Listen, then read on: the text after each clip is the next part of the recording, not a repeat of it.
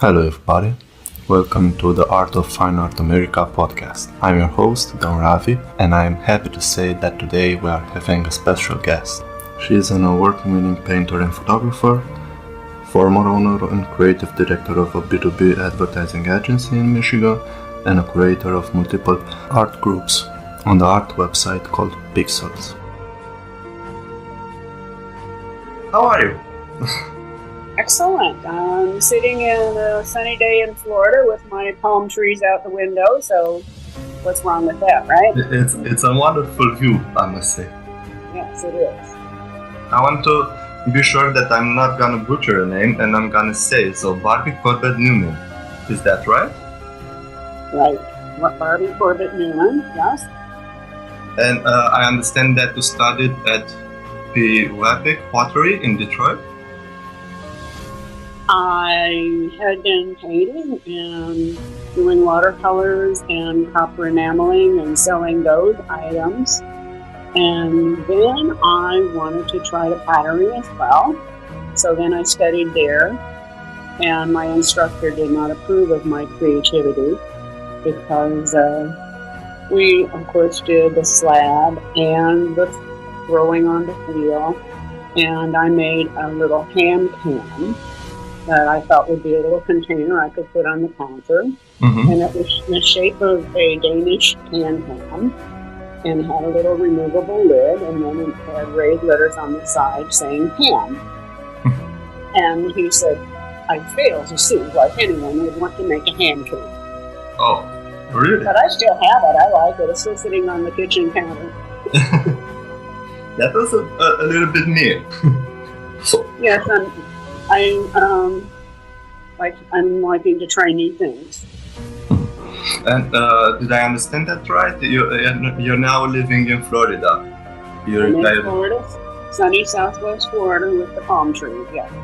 I saw some of the pictures. They are really great. Thank you. You have the ability to capture the detail, so to say. Thank you. I'm so glad you approve of what I'm doing enough to include me in this series of interviews. I'm very honored. The honor is all mine. I must be true. Very kind. And can we talk a bit about your business, because it was in the advertising industry, and I think that it's a lot of creativity there too. Exactly. I was also a writer. And I wrote professionally for other large advertising agencies prior to starting my own. Mm-hmm. And so then once I had founded an advertising agency and hired artists and sometimes other writers as well, then of course that automatically meant I'm the creative director of the entire advertising and was in charge of the art and the copy output. And I did design a logo for a company that would clear highways and developments. And they were using a lot of bulldozers and heavy equipment. Mm-hmm. And they were international. And so I designed a logo for them that had the hint of the scraper blade and the globe for the logo, and it was all in earth color. So I was quite proud of that, probably the first major logo that I ever designed. So I did enjoy the creativity in the advertising art as well. And you are an award winner for photography and painting, am I right? I'm sorry? You are an award winner in photography and painting. Yes.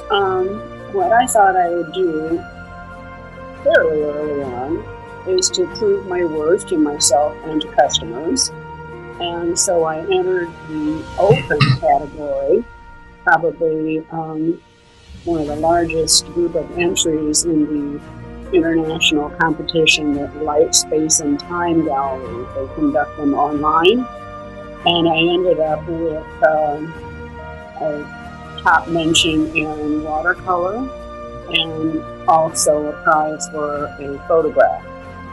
And so I can then say they would give you little logo of a blue ribbon to put on your art website, which I used for a while, but somehow it's disappeared. And then, of course, I thought, well, just because you're internationally proven as being good doesn't mean your neighbors believe it. So I entered a local one so that the neighbors would believe I was a good artist also. So I haven't, I won a merit award last month, but I don't make it a habit to participate in contests anymore, because I think if you win your first time out in each of 2 contests, you've proven something. So yes. The only thing you have to prove is for yourself, I think. Now we have to prove that I can sell, which I'm not quite doing at a rapid rate, because I'm no longer in a gallery. But I had a really, really wonderful gallery and a really wonderful relationship with the gallery owner a few years ago. And was that in Florida or in Michigan? In Florida. No, I've been in Florida for, I was in California from the late 90s until, I don't know, for many years. And 30-something years ago, moved to California, and then about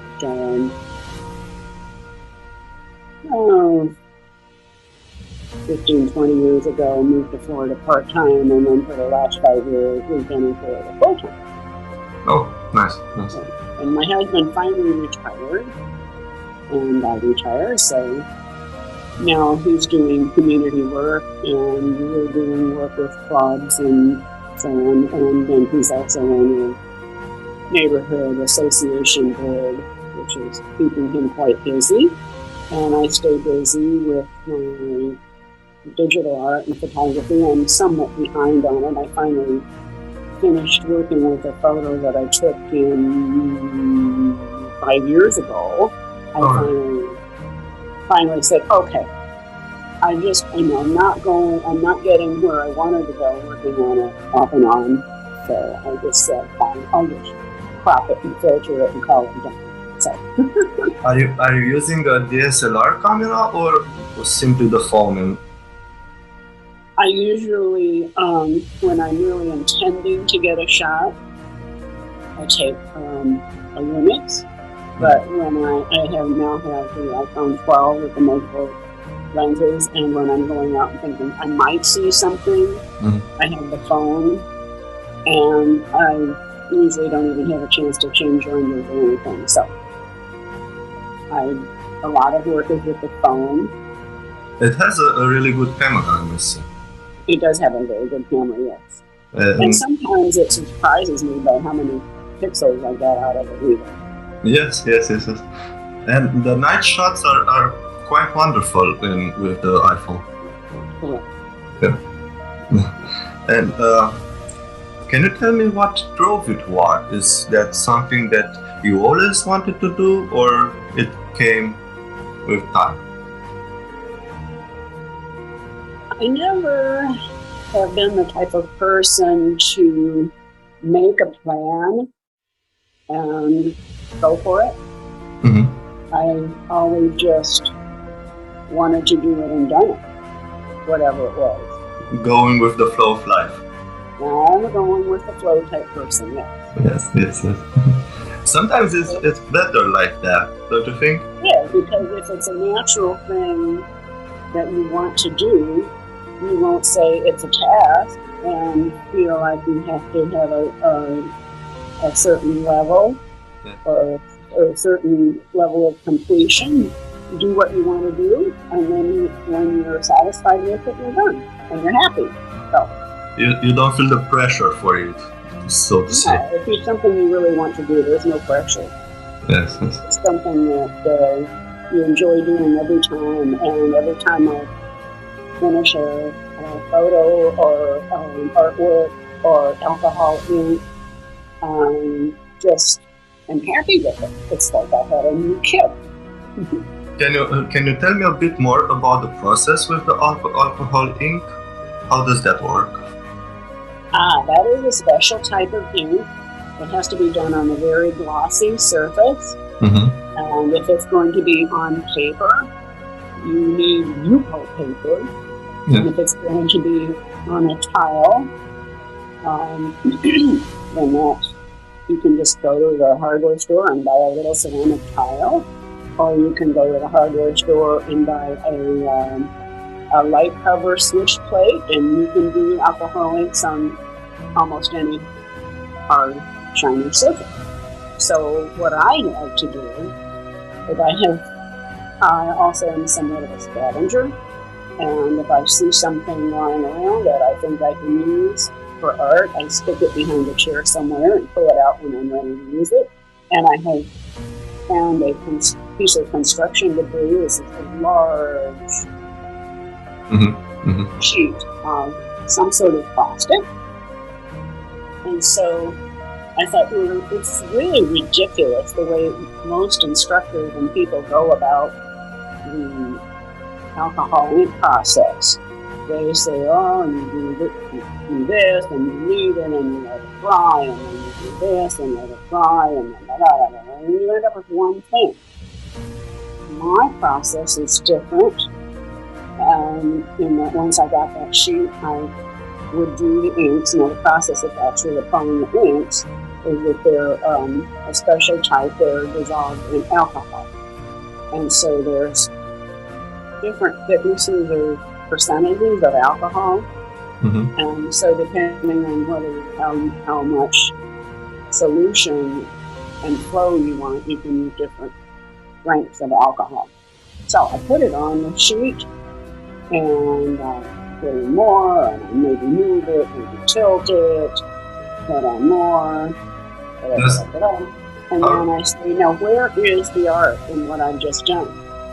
Maybe I go about it with no purpose, but I find the art in it, take a picture of it, and say, well, maybe it would look better with some orange, and add that, take a picture of that, and then, okay, if I put any more colors on it now, it would be a marbled mess. Wipe the whole thing down and start over, so I can get several artworks out of one session in a time that other people are doing one thing. This topic I also have with another member of the group, that she said that art is never done. You may finish a painting, you may finish a shot, and after a day or two you still find something that you could have done better. Sometimes, yes, but usually for me, because I'm enjoying it and I'm happy with it, it takes me a while before I have any regrets or thoughts of improvement. At the beginning, I'm usually very, very, very happy with whatever I've done, but I wouldn't put it in the public until I've lived with it for a little bit to make sure that there wasn't something that needed to be improved. But in the case of alcohol inks and watercolors, you can take the photo of it so that you can make it available as print. You can change the cropping, you can change the color intensity, you can change the background color. So if I see an improvement in something in my mind, I can make it happen with editing. Changing a bit of the gradient and a little bit of the colors and the shadings. Yes. Yeah. Now, for example, the other day I took a friend of mine posted a new Facebook cover photo, and she said, "Oh my goodness, this person is so talented. I don't know how she found this scene and did it." And I took a picture out the window and played with the colors for a few minutes and messaged her and said, "You mean like that?" Because you can just you can make a lot of differences only with the saturation. Of course, yes. So it's now one of my happy new works. It's called Sunset Playtime. Sunset Playtime. I must search for that. Is it on Facebook or is it in your... On the Fine Art America and Pixels website. I have, because, and this is a tip for other artists if they have not already heard it, when artists want to visit each other on the site, it's nice if they know what's new, what haven't I seen before. So there was a recommendation from someone else that I followed to have a gallery or collection called Recent Works or Most Current Works or something. So I have put it in there. And so, for example, then if I want to tell my friend, do you want to see my vacation pictures? I tell them which ones they are in that gallery. I understand that you are a creator for 5 groups on Fine Art America. Is that right? I was running several. Now I'm down to 3. I gave up the Fountains of the World in color. It was not getting as many fountains as I'd hoped. I love fountains and waterfalls. And so that was just like, it was so disappointing to me. I would open it up and no new submission. So I gave it to somebody else, who was running lots of groups who could maybe just do it as a task, not as, I want to see more waterfalls. And then I also gave up one of the most labor-intensive ones that was up almost every Sunday afternoon. That was All Stars. Awesome. And All Stars, like my 200 Club, it's not an easy thing. A lot of group managers have a group where they can just look at the thumbnails and go click, click, click, accept, click, click, click, feature. No, in All Stars, I had to look and see, did they have 3 features from other groups before they submitted to that group? And were they appropriate groups not run by that person? Because, they had to be honored by other artists to be qualified for All-Star. And people have done the silliest thing sometimes. I saw a sculptor from, let's say, Bulgaria, given a feature in a group that, let's say, was called Texas Photographers. I mean, some group managers don't look and think. I spend a lot of time looking and thinking. The 200 Club now is the one that's most labor-intensive to run because I have to make sure that it has between 200 and 500 views. Yes. And the intent of that is to show people these are rising stars. That's a nice improvement and so show of appreciation for the other artists, I must say. Yeah, so I love looking at what other artists are doing that's good, and I don't mind spending time on that category. Unfortunately, people do what's called spamming the groups, and they will put up a new work and it will have 3 views and be a vacation snapshot of their cup of cappuccino. I mean, this is just wrong. Yes. When it's not a group for vacation snapshot, it's a group for good photography. So anyway, and then some people just all of a sudden, maybe their vision missed something, but they might have thousands of views and still submit it to me. A little late. Yes. Because the feature of the 200 Club is that we have not only a special gallery for features, but we have a special gallery that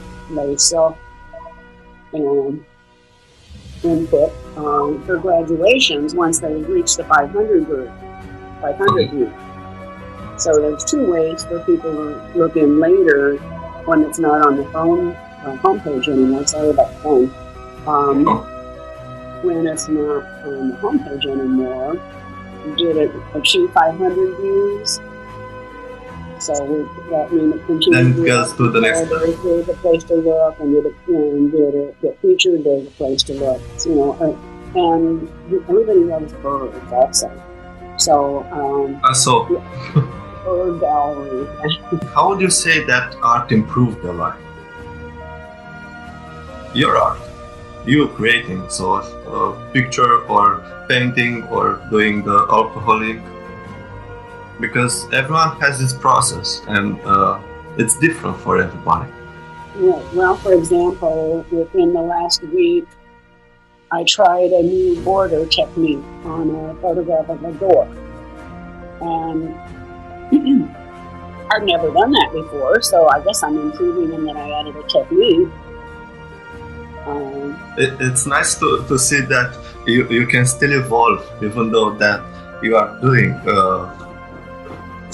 different types of art, because not every art is a little bit different. So photography is different, like painting, and painting different from drawing, and you know what I mean. Right.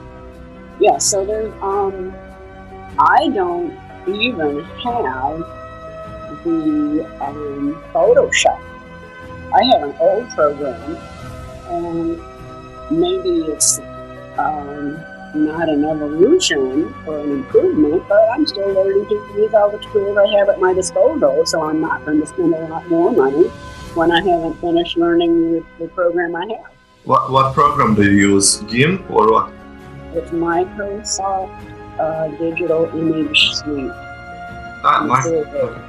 Now I tried to, I wanted to use some of the features of GIMP, and I downloaded it, but I got a corrupted version. Okay. So I had to take it off, clean up my computer, and then I thought, well, I really, then I tried another one that wasn't corrupted or infected, and I couldn't get some of the things accomplished that I wanted to.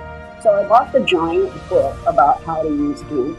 Well, it must have pertained to the different version, because that didn't help, so I just took it all off. I don't know if GIMP has improvements all the time, but some of the improvements are really working quite fine. Good. Well, maybe I'll try it again. But again, I don't use everything I have at my disposal. I have a busy life, and I don't do as much as I could. I like to maybe cook and exercise and read and travel and play bridge and socialize and so on and so forth. So I'm not at my computer too long at a time, because otherwise my whole body just seems to get frozen in place, and I need to get up and stretch it. That's true. Everybody has 24 hours a day, huh? Right. Anyway, so I enjoy it when I'm doing it, and hopefully I'm improving. You'll have to be the judge of that. I think if you are more on your phone, I think that you could use Adobe Lightroom. I have not used that either. There is just an old-fashioned old lady. It's not hard to use. It's pretty intuitive, and I think it's free. It's also free. I don't know if it's only for Android or for iPhone too, but with a Google search you can find that easily. Mm-hmm. Okay. Well, I've actually also had plenty to do just exploring what I can do with the in-phone editing before I even transfer it to the computer and use the other editing program. If I use two editing programs on it, you never know what might happen. That's true. You don't need a third. That's true. What would you suggest to a new starting artist? Because at start, you know that many have some kind of scarcity about publishing and about putting themselves out there. Well, the main thing that I would say to a beginning artist is boots on the ground, right? Boots on the ground, yeah. So you need to go be in art shows, and you need to go get in galleries, and you need to do local benefits and any way that you can to put yourself and your work right in front of customers who might fall in love with something and buy it, or they might take your card or your flyer for later. True. and so on and so forth. Now, in the past few years with COVID, we haven't had many people crowding galleries or going to art shows. So now, to look for an art show, you're going to have to look for it because it's not an annual event anymore. That's true. Some of them were closed, and it's all from inside the house, so to say. So look for the art shows and look for the opportunities to be in get permission to set up a booth at a local farmer's market or something. I mean, obviously, that is really not a number one way to sell because people are coming with $5 worth of change to buy a cabbage, which, that's you're true. not coming with a credit card to buy art. Yes. But still, it gives you the chance to pass out the card and show you what you're doing. It's a learning process. Excuse me? It's a learning process. You have to try new things and see what works, right? Yes.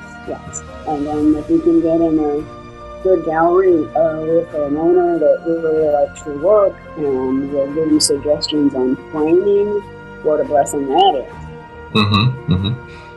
Do you still publish your work in galleries? I'm not in the galleries now because my gallery was put out of business before COVID because of a construction project in that downtown and made it impossible for anyone to get there and went out of business. So sad. Oh, okay. I did because I really loved that gallery owner. Sad to hear that. So anyway, then as I said, my process was just do it because you want to do it. Just do it. Anything you can do as a beginner, as we discussed, can be improved later, modified later, started over later. You don't have to put it in front of anyone until you're happy with it and love it. But, it's like Nike said, just do it. Just do it, right. And it is the process from each artist to put themselves out there. It's not that you can paint or take a shot and keep it for yourself because it won't bring nothing. Yeah, so, and we all love digital because you can delete. True. And digital will be the next one.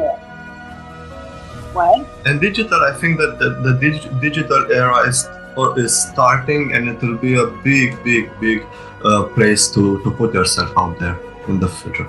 Yes. And so you're going to run out of storage if you don't delete very harshly things that aren't worth working with.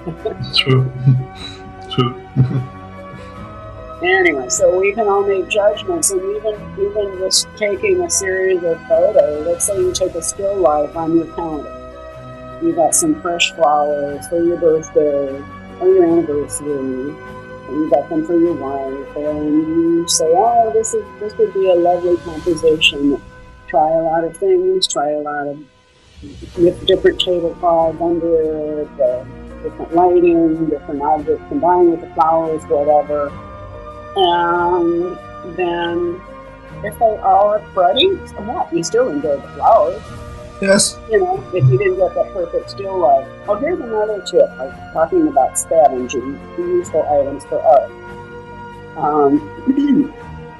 Or also, that reminds me of something else. But I found one of my girlfriends was redecorating, and she had a lampshade. Yes. White with very, sheer silk fabric. And to me, that was a perfect little light box to put on top of the table, brace the camera on top, and use for small items and still life. Now, if you don't do it that way, if you think, I want to, and here's another way a photographer can make money. You can put it out there that you will do the little shots for people that they want to sell items on eBay or Etsy or whatever that they don't want to photograph them themselves. So you can buy a little color mini tabletop photo studio that comes with 4 different colors of backdrops: black, blue, red, and white. and you can drape them as a professional photographer would with the curve at the bottom. They call it posing in the photo studios so that you don't see a crease. Mm-hmm. So you can shoot small objects or miniature still lifes and something like that. I still have one last question. What do you think that the future will bring? Would it be possible to maintain a work program and also art program? So to have a balance between that? You're talking about people who have a full-time job and Yes. they do art? Yes. That will be quite a feat, and typically the people who are working full-time are younger than me, so they might have the energy, and it certainly should be possible to do that balance in life, because if you take a whole change from your IT job or your ranching job or whatever it is, Yes. and when you do something that you love, it takes you completely away from your work problems, and vice versa. Then if you're going out and doing your job the next day, then some time is happening, so your brain can subconsciously process what you might want to do the next time you edit or repaint or whatever.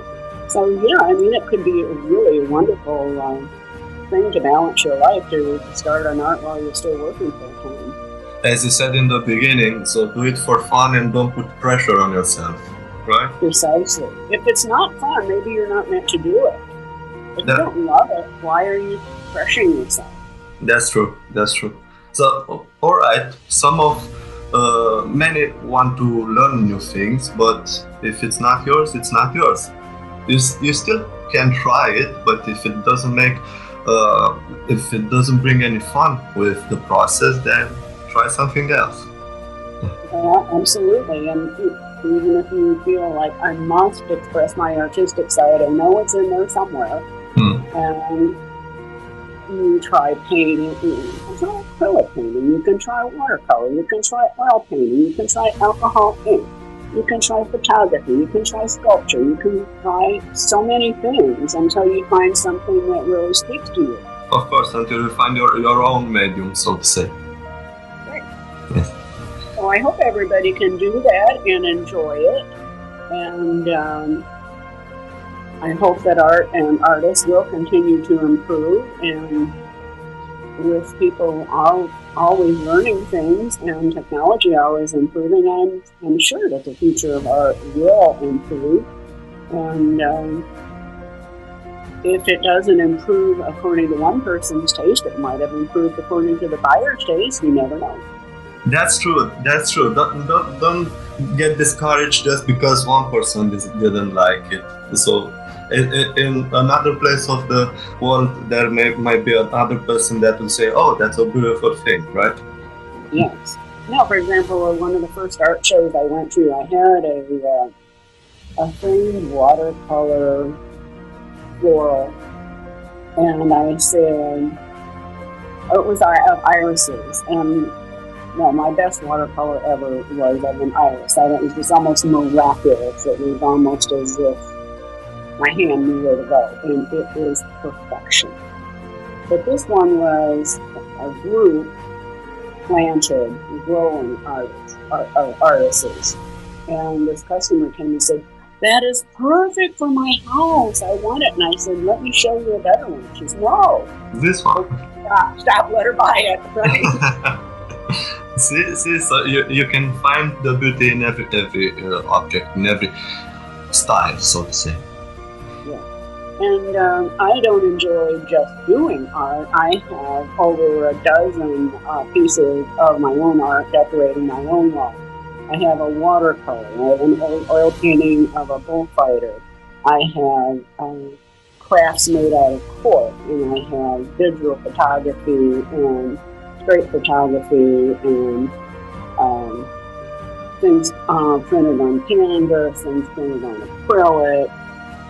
So I'm enjoying even the completed pieces in my everyday life. And also, I think artists should support each other, and I have also hanging a photograph and a To get the feedback from two fellow FAA artists. Yes, that's true. So support each other because it's the best way to learn. Get some feedback. No, I mean support each other by buying each other's work. Okay. That's That what true. I mean. That too. Yeah, and so having bought just the perfect painting from a painter, a print, and having it in my bathroom where I can see it every day makes me happy for her and for me. Nice. So, I thank you for this meeting and for the time that you spent with me. And I hope to do this again in the future. Will it be alright with you? That's lovely. I really enjoyed talking to you and meeting you and participating, and I hope it helps someone. And thank you for all you do to help other artists. Thank you too, and I love your work. Thank you for your creativity and for sharing it with us. You're so welcome. Thank you. All the best to you. All the best. Have a nice day. You too. Bye. Thank you. Bye.